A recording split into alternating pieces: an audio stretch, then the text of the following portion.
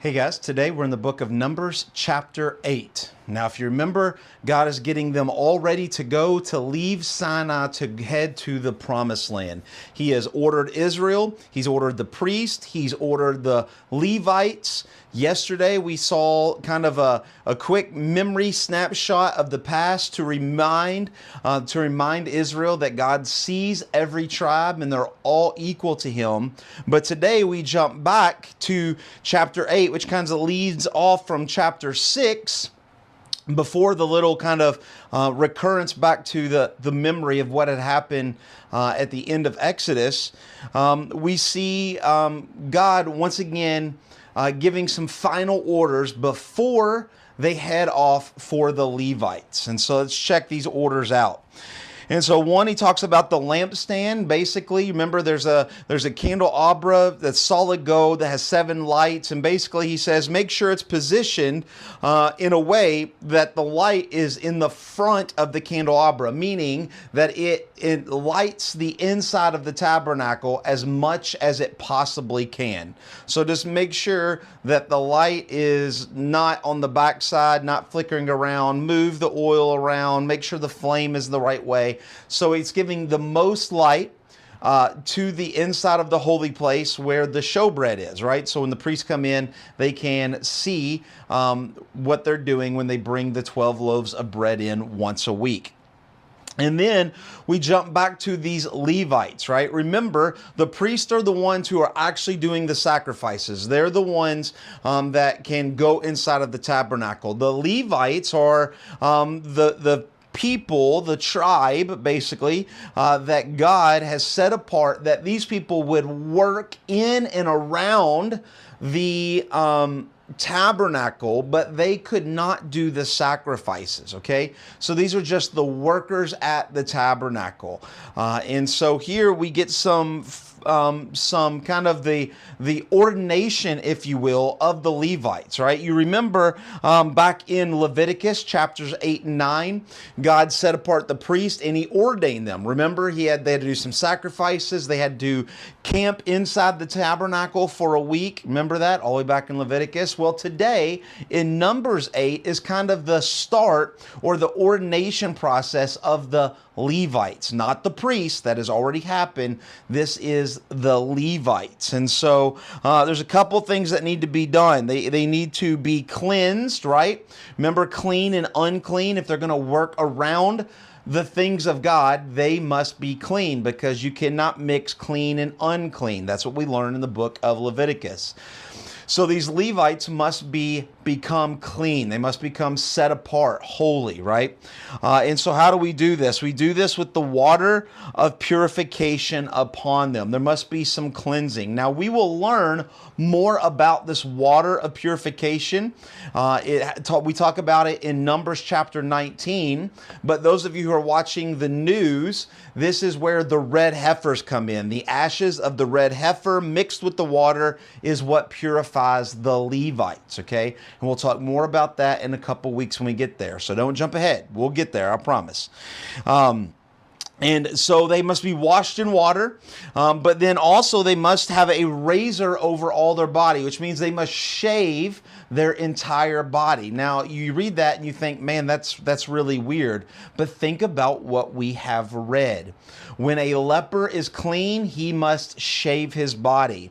When a Nazirite ends his vow, he shaves his body. It's this idea of saying, I'm completely clean. I'm giving all things. I've been reborn. I'm smooth like a baby. I'm a newborn, and I'm giving myself to God.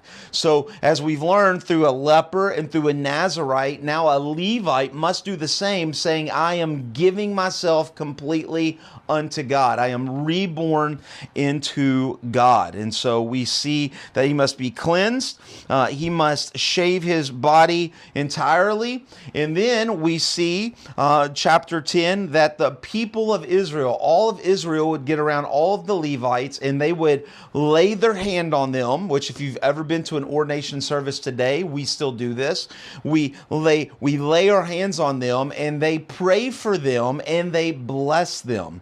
They bless them that their work might be useful to God, and they pray for them that they may stay in the benevolent face of God. That prayer that we saw a couple days ago.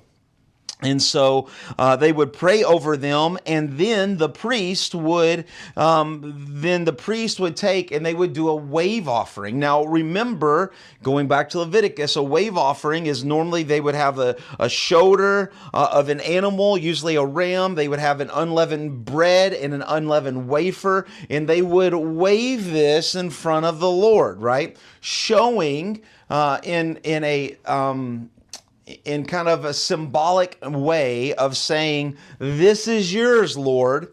Well, the priest did the same in front of the Levites, but showing that the Levites, all of these people are yours, Lord. It's showing a symbolic that they have given themselves to the Lord, and Israel is giving them to the Lord because of the firstborn, right? Remember back in Exodus, God said, I will take the firstborn of every male and every animal that's born, right? I will take it and they will be of mine. But the Levites fulfilled that firstborn. And so now Israel is giving the Levites like they would their firstborn to God. So that's just the whole point. It's just a huge ordination service saying these are the men that are going to be used for working in the tabernacle. We see verses like verse 16, they are wholly given to me. And God says, I have taken them for myself, right?